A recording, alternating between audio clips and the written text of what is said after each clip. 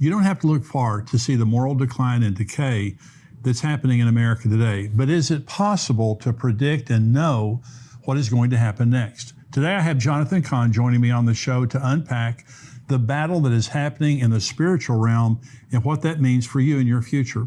For access to today's entire show, become a subscriber at endtimes.com for only $7 a month. I also want to remind you of my new book, Look Up, which is available now.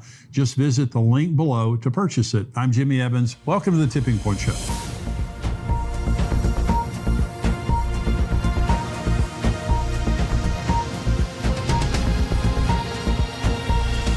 Welcome to the Tipping Point Show. I'm Jimmy Evans. I am so glad that you have joined me today. I'm honored today to have joining me on the show my good friend, Rabbi Jonathan Cahn. He's a New York Times bestselling author of many books. He leads Hope of the World Ministry.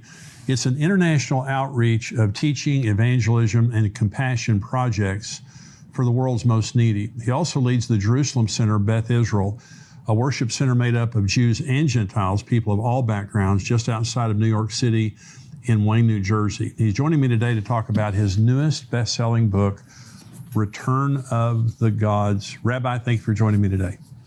Great to be with you, Jimmy, always. Well, you are my favorite author, period. Beginning with The Harbinger that just absolutely blew my mind. In every one of your books, I mean, I tell all of my friends, you just have to read them. They're just the best thing in the world. Return of the Gods, when you were with us last year at our prophecy conference, you're going to be with us again next September at the prophecy conference. You talked about the return of the gods, and it's the most current thing that I can think of that's happening in the world. And that's what I believe your gift is that God speaks to you concerning the big picture of what's happening, but like beginning with The Harbinger, what was happening in America at that time. But now the return of the gods. So talk about, what does the book, The Return of the Gods, what does it reveal? Yeah, what is happening in America, it's been accelerating, and even non-believers are saying this is crazy. Even classical liberals are saying this is crazy. What the transformation that is happening to our culture, our schools, our children, it is something that actually goes back, and this is what the Return of the Gods opens up. Could this actually go back, number one, to the Bible, of course, and then to the tablets of Mesopotamia? Could what we are witnessing, could this be linked to what the Bible actually warns us about? Could what we talk about as gods, there's fiction, of course, and it's mythology, but could there be something real to them? And does the Bible actually say that? And what would happen if these entities behind the gods came back to America? What would happen if we turned away from God? What would happen to America? What would happen to the world? Well, it's happening. And, it is affecting everything. Everybody who's watching is dealing with it. It doesn't matter who you are, you're dealing with it. And what if we could actually identify these gods or entities or principalities? And is there hope? What do we do? How do we deal with it? Where is it going? What do we need to know as believers? So that is what the Return of the Gods opens up. And as you said, I do believe that, I needed to do it for now. I mean, this is during the lockdown. I said, this has to be now. I knew it was going to be controversial, but I knew I had to do it now. And so, I believe we are all dealing with it right this moment. Well, it's oppressive. It's, when it says that Lot's righteous soul was vexed, I think a lot of believers feel that way today. I read in the paper this morning that there was a teacher this week fired in California because she would not lie to a student's parents about her sexual orientation. And they fired her and said, because you will not align with the values of the state of California in protecting this, transgender rights and whatever, we're going to fire you. It's the crazy stuff like that is happening every single day. So talk about the mystery of the spirits and what that has to do with possession, because that's what we're talking about. Yeah. Well, the Bible speaks about the gods quite a lot. And one of the things people don't realize, it says something that many believers kind of just go right over. In Deuteronomy and also in the Psalms, it said, when it speaks about the gods, it uses a Hebrew word called the Shedim.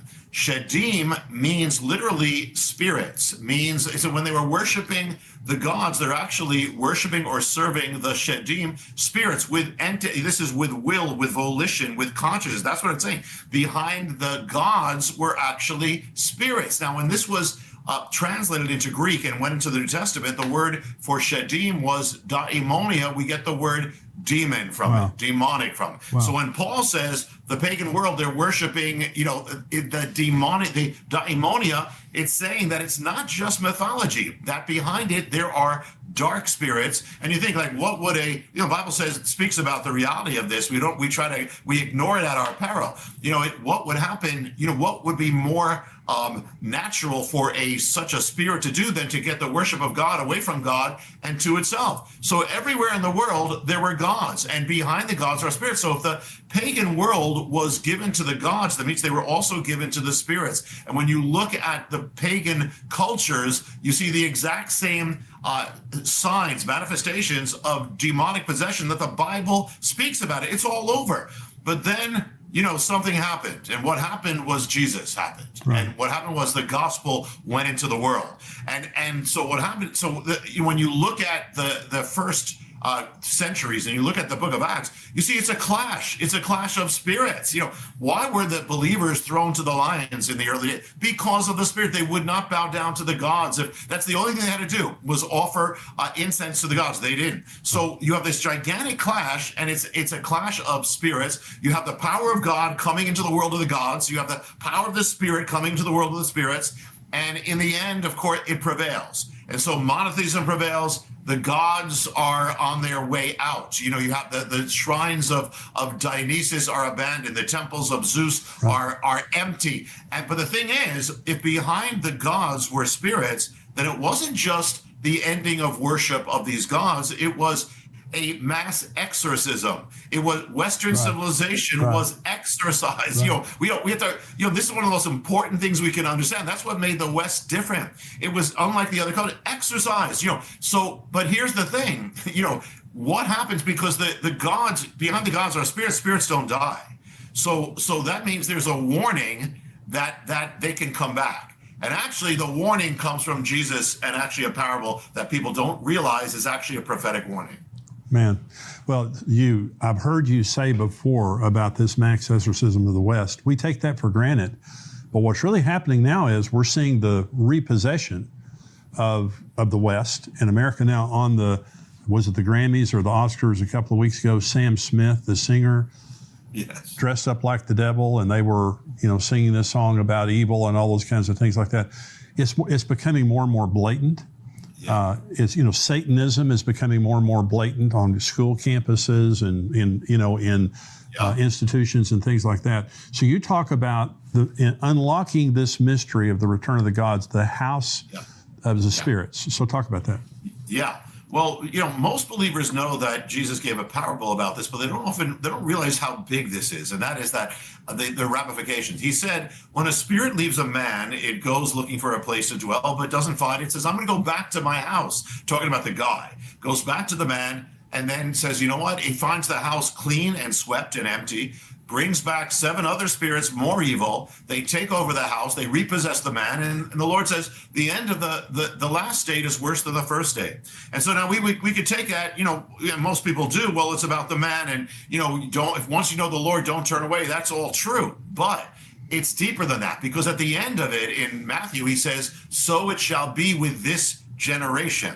He's not talking about just one man. He's talking about an entire generation, a culture. Cultures can be possessed. Cultures can be delivered, civilizations can be repossessed. So the warning is this: when you take it to its ultimate, if our civilization was delivered of these things, paganism, delivered of all these things, well, the warning is that any nation, any civilization, any culture that has been delivered of these things and then turns away from God, empties itself of God, those spirits that were cast out of it will come back into it. Wow. Those ancient spirits that we talk about from the beginning of the age, those same ones will come back into it.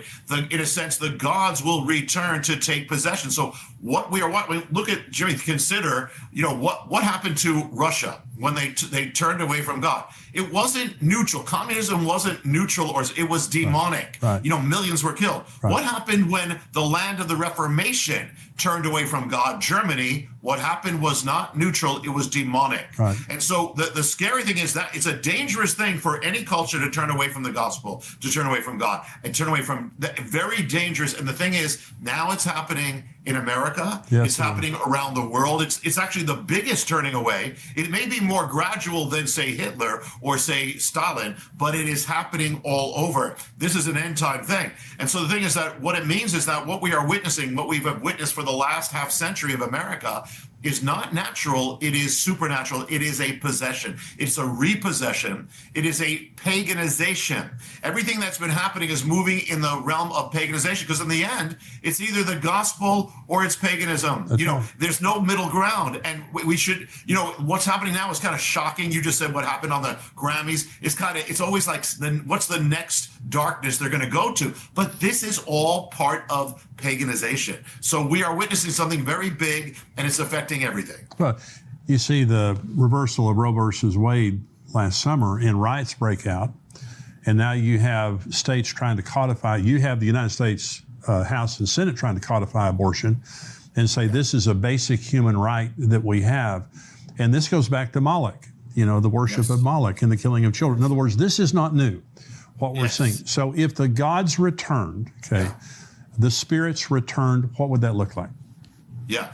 Well, the first thing is it would happen when America or the West begins emptying itself of God, the warning of Jesus. So when did that happen? Well, it happened particularly blatant. It began in the early 60s. We began the removal of God, started with prayer out of school. Let's just think, well, it's going to be a little thing. It's not a little thing. When you separate God from the children, you're separating God from the future. And everything that's happened now began then. Wow. And so, and when you look at it and look at the warning, Jimmy, of that the Lord gave, it's saying that you empty the house of God, it's not going to stay empty. Yeah. So here you take God out of the schools and God out of the children. Look what now has come into the schools. Look what has come into the children. And it's all like clockwork. It had to happen because once you do this with God. So the thing is that the question is, which gods? Well, when you look at when Israel, the only test case we have in a sense is Israel. When Israel turned away from God, they went after other gods. Other gods took over the culture, ultimately destroyed them.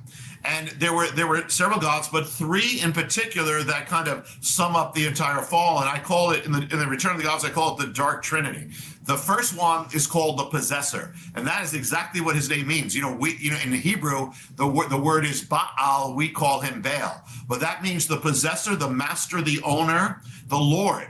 And so what happens is he's the one who basically, as soon as the culture begins to turn, he in Israel, he drove God out of, the Spirit seeks to drive God out of everything, drive God out of the public squares, out of the culture, out of the government. Well, that's exactly what's been happening step by step since the 60s. But also, the Bible says he caused Israel to forget God.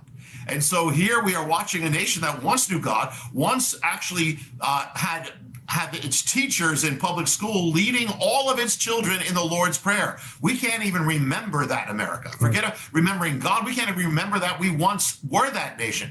And so we see that happen. It also says that he caused Israel to basically turn away from the commands or ways of God. Well, we've been watching that overturn since the 60s, has not stopped to this day. But literally, it has caused America to strike down the 10 Commandments, literally, just as Israel did. But also it's behind things like, we don't even realize it's behind things like wokeism. We have much more from Jonathan's interview on endtimes.com on our subscription site, including what signs he is seeing in America today that shows our culture is being overtaken by the pagan world. To become a subscriber, visit endtimes.com and join us for only $7 a month. Along with the rest of today's interview, you'll get access to all of our End Times articles, shows, and teaching. Join us at endtimes.com today.